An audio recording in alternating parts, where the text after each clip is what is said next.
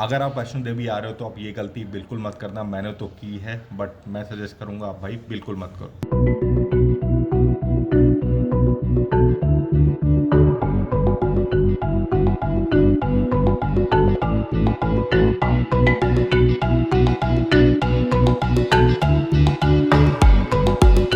Good morning everyone, this is a new day new journey. फिलहाल मैं हूँ कटरा में और ये है भाई कुछ अपना सिंपल सा रूम। अभी काफ़ी ज़्यादा मैसी हो रखा है, बट यार यहाँ की एमिनिटीज़ बहुत ही ज़्यादा ख़राब है। बोर्ड की हालत देखो, ये इधर से निकला हुआ है और ये डोर है, इसका बेसिकली ये हैंडल वर्क ही नहीं करता है, देखो। दूसरी चीज़ ये, अगर आप बंद करोगे तो भाई देखो उतनी बंद होती है और लाइटिंग भी बहुत कम। ये रूम वैसे तो मुझे मिला है भाई सिर्फ 700 रुपीज़ में, बट ठीक है यार, अपने अकेले के लिए मुझे रुकना था और एक ही रात के लिए रुकना था, तो मैंने ये बुक कर लिया। और बाहर का व्यू कुछ ऐसा है। लास्ट टाइम जब मैं आया था तो इधर इस वाली फ्लोर पर रुका था, रूम नंबर 303 आई थिंक।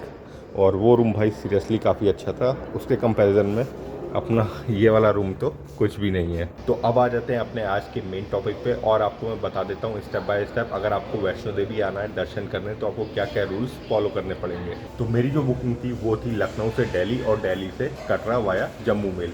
वैसे तो मैं वैष्णो देवी 10 से 12 बार आ चुका हूँ, बट ये मेरा फर्स्ट टाइम था जब मैं कटरा स्टेशन पे आया था। और भाई सीरियसली कटरा स्टेशन बहुत ही ज़्यादा साफ़ सुथरा, बहुत ही अच्छा बना हुआ है, और मेरी वापस लौटने की जर्नी भी वाया कटरा होके है। अब मैं आपको RFID कार्ड के बारे में बता देता हूँ। तो जैसे ही आप कटरा स्टेशन पे पहुँचोगे, वहीं पे काउंटर बना हुआ है, तो वहाँ पे बेसिकली आपको अपनी एक ID शो करनी है। ID में आपको आधार कार्ड लेके जाना है, अगर वो मांगते तो आपको दिखाना है, और वहीं पे आपकी एक फ़ोटो क्लिक होगी और आपका RFID कार्ड बन जाएगा। उसके बाद आप वहाँ से आओगे कटरा चौक की तरफ। अब मैं आपको बता दूँ, वहाँ से ऑटो मिलते हैं। शेयरिंग में ऑटो आपसे 50 रुपये लेगा कटरा स्टेशन से कटरा चौक तक के लिए भी। अगर आपका होटल है तो आप कटरा चौक पे ही उतरोगे, या फिर कटरा स्टेशन से बाणगंगा तक के लिए, दोनों के लिए आपको 50 रुपये पर पर्सन देना है। और हाँ, अगर बात करें कोविड की, तो भाई कोविड वैक्सीनेशन का मेरे से कहीं भी पूछा नहीं गया, ना तो RT-PCR टेस्ट देखा, ना तो कोविड वैक्सीनेशन का पूछा गया, ना तो दिल्ली स्टेशन पे, ना तो कटरा स्टेशन पे। तो ये चीज़ आप ध्यान रखना, बट आप कोविड अपना वैक्सीनेशन सर्टिफिकेट कैरी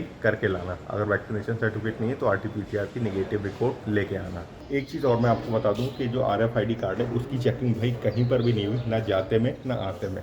बस आपको वहाँ से RFID कार्ड लेना है, गले में लटका के रखना है। आप दर्शन करके वापस आओगे, वापस आते समय आपको बाणगंगाई पे वो सबमिट कर देना होता है। वहाँ पे काउंटर बना हुआ है, वो अपने आप देखते हैं और वहीं पे ले लेते हैं, और उसके बाद फिर आप वापस कटरा चौक की तरफ अपने होटल पे आ जाओगे। वहाँ पे मैंने पालकी का भी रेट लिया था, और भाई पालकी आपको एक तरफ का 3100 रुपीज़ लेगी। आने जाने का आपको 6200। कटरा से आपको डायरेक्ट वैष्णो देवी माता दर्शन तक लेके जाएंगे, और वहाँ से आपको वापस लेके भी आएंगे। और वो जो बच्चों वाली गाड़ी होती है जिसमें बच्चों को बैठाल के ले जाते हैं, उसका एक तरफ का 500 रुपीज़ है और दोनों तरफ का 1000 रुपीज़ है। ज़्यादा डिटेल के लिए भाई आप मेरा लास्ट वाला ब्लॉग देख सकते हो। मैं मई में इससे पहले आया था, और उसमें मैंने पूरा डिटेल आपको बताया था कि किस तरीके से आपको जर्नी करनी है, क्या क्या प्राइजेस है उसमें, घोड़े का सब मैंने प्राइस इंक्लूड करके बताया है।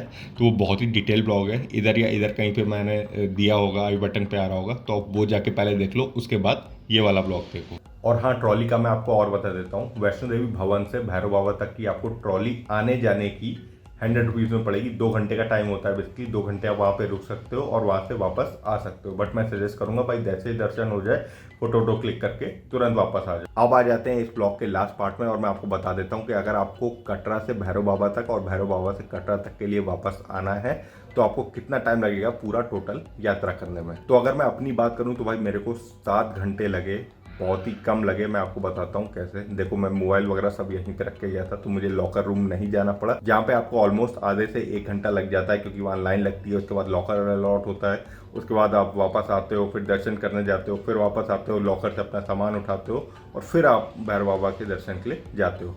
दूसरी चीज़, मैंने जो यात्रा की है ये अकेले की है। अकेले में क्या होता है कि जल्दी जल्दी यात्रा हो जाती है, बट अगर आप यही फैमिली के साथ कर रहे हो तो बहुत ज़्यादा टाइम लगेगा।